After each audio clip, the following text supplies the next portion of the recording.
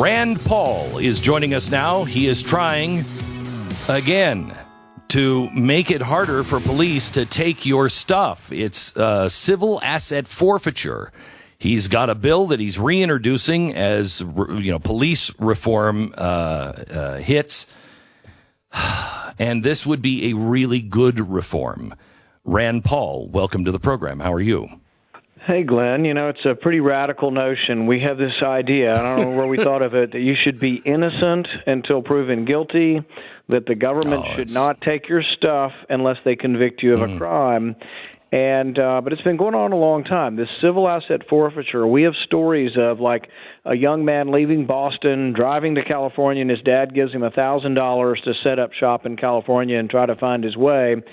Somewhere along the road in Nevada or somewhere, he gets stopped in a little town by a trooper who says, "Do you have any money?" And he says, "Yeah, I got $1,000 my dad gave me." He says, "Well, prove to us that it's not a drug money." And they said, "Well, I don't know. It's just $1,000 in cash." And so the policeman then says, "Well, if you sign this agreement not to sue us, we'll give you $500 back now, and you can be on your way with $500."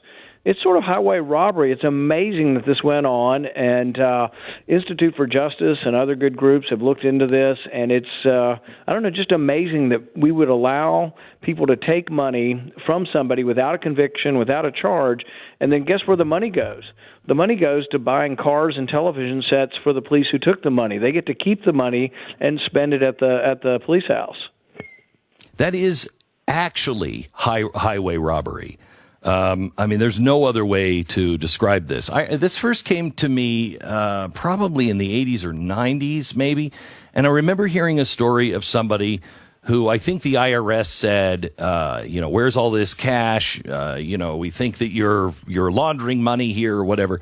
And they didn't. And they lost their business, never got their money back. The case was never proven. It was flimsy to begin with. And there was nothing they could do. That was the first time I heard about it. And now I'm hearing more and more about situations just as you described. And it is terrifying. Here's another one. Yeah, here's another one. People had a hotel fully paid for, and they found that the police were looking for hotels that didn't have mortgages. So they found this hotel, was completely paid off. The guy had inherited it from his grandparents, and they said, well, we have identified some of your rooms being used by people who are selling drugs. And they said, well, we absolutely don't countenance that. We have rules against it. We'll do anything we can to prevent this from happening. And they identified like 8 rooms and 8 people over a 10-year period. It was just, any hotel on the side of the road is going to have problems with this. But what they did is they tried to take the entire hotel from the family, the entire hotel, because 1, it was paid off, and 2, they came up with this charge that because drug dealers had used some of the rooms, that the hotel people were somehow responsible. Institute for Justice, I believe, defended them. They actually won the case. But, probably without the Institute for Justice's help, it would have been probably hundreds of thousands of dollars in legal fee just to try to protect the government from taking your business. So how did we start here? How did we get here, Rand? How did that happen? And it's been happening for so long. It's well-intentioned people who think drugs are a scourge, and I don't disagree. I mean, I don't want our kids on drugs. I think drugs are terrible, illegal drugs, and I think we should preach against that and persuade against that. But what we allowed is too much power to gravitate to the government on this. It's also part of what we have with some of the racial disparity.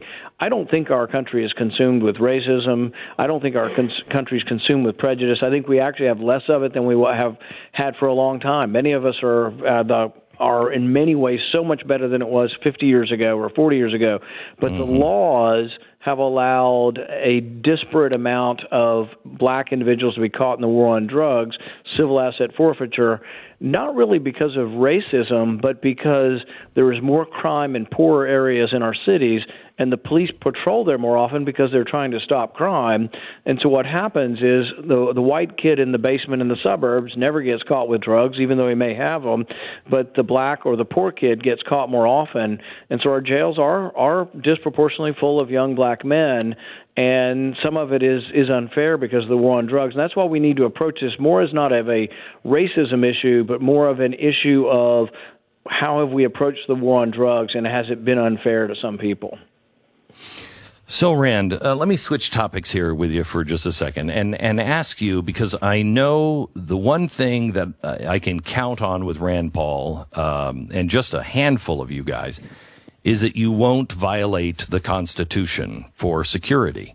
And I am really concerned because it is absolute lawlessness, and surprisingly happening with mainly Democratic mayors and governors.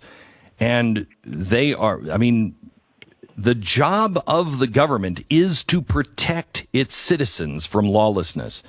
And they're not doing it locally. I don't want the top to come down and be a hard ass on it, but we have to have an end to this lawlessness. How can we do it without violating the Constitution or giving any kind of new powers that we don't want to give to the state? I think the main thing is you've hit the nail on the head. We shouldn't back down, and we shouldn't just sort of acquiesce to people and mobs taking over our cities. But we have to be very loud, and we have to loudly proclaim that not one major city or very few major cities in our countries have had a Republican mayor in the last 50 years. Louisville is the main city in Kentucky. We haven't had a Republican mayor since 1972, and we've got some problems there. But if there are complaints about the police force and complaints and needs for reform, they need to understand that the Democrats did this. The Democrats have run our cities, our major cities, for 50 years.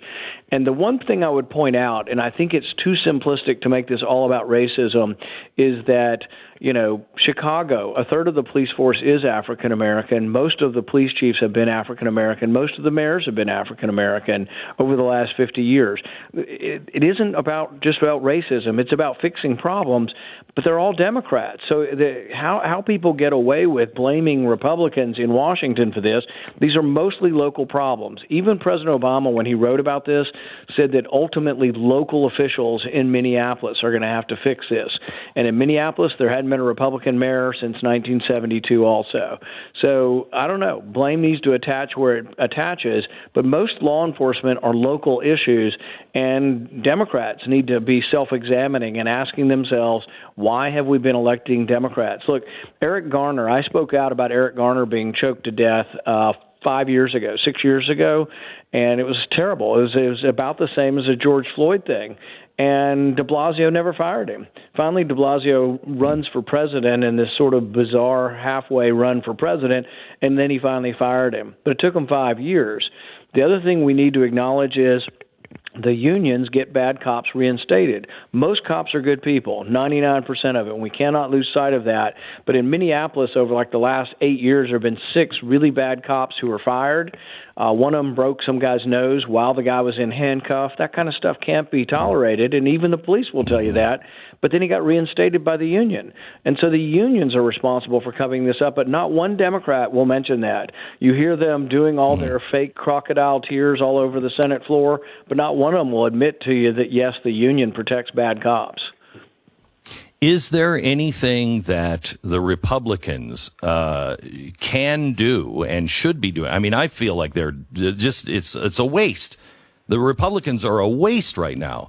I think Americans feel as though there is an insurrection that is happening. This is a very well-funded, laid-out Marxist attack on our institutions and on our history, on all of it. And nobody is willing to call this an insurrection. I mean, they are calling for the destruction of the United States of America and capitalism. Isn't there anything constitutionally that this applies to? I think there is pushback, and I think there is a growing silent and maybe less than silent majority out there. You know, you look at the poor people in Seattle, they are pushing back. They are saying, my goodness. But Seattle has elected a socialist to the city council out there. Their mayor says, oh, this isn't an insurrection. This is a city of love, and these are acts of love as people are being shot in this autonomous zone. So, yes, there has to be pushback, and I think we always look to Washington for it, but really we got to take back our cities, and we need to point out to everybody in the city, you know, Seattle has lost think of it. They've lost all of the cruise industry. They had 1 million people coming through there every year on the cruise industry. Now, that was some due to the virus, but they also had conventions. Big city. Seattle's a beautiful city, and people like having conventions. The climate's cool and mild in the summertime. Guess what? Nobody's going to come to a city that has an autonomous zone with people shooting each other and idiots running around saying no police and defund the police. So the cities are going to have, but people need to run for office there, and they need to say the Democrats aren't. If a Republican can't win, run as an independent and say you're going to fix the things the Democrats have screwed up for 50 years.